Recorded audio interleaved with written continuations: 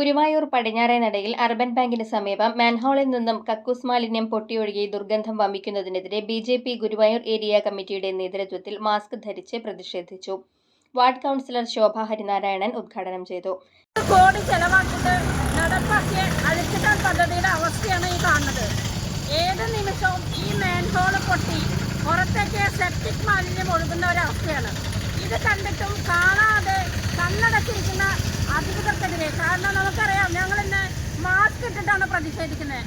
മൂക്ക് പൊട്ടാതെ ഈ വഴി നടക്കാൻ പറ്റില്ല. നമുക്കറിയാം ഏറ്റവും കൂടുതൽ ജനങ്ങൾ ഉപയോഗിക്കുന്ന ഒരു റോഡാണ്.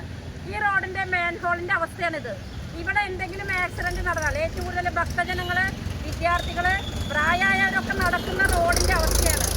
20 കോടിയാണ് സംസ്ഥാന ഗവൺമെൻറ് ഈ മണ്ണിൻ്റെ അടിയിൽ കുഴിച്ചുകൂടിയിരിക്കുന്നത്. CPM-ന്റെ നേതൃത്വത്തിലുള്ള ഗുരുവായൂർ നഗരസഭാ ഭരണം അഴിമതിയിൽ മുങ്ങിക്കുളിച്ചിരിക്കുകയാണെന്നും അതിന്റെ ഉദാഹരണമാണ് കോടികൾ ചെലവിട്ട് പണിത അഴുക്കുചാൽ പദ്ധതി ഇപ്രകാരം പരാജയമാകുന്നതെന്നും കൗൺസിലർ ആരോപിച്ചു. ഏരിയ പ്രസിഡന്റ് പ്രദീപ് പണിക്കശ്ശേരി അധ്യക്ഷത വഹിച്ചു.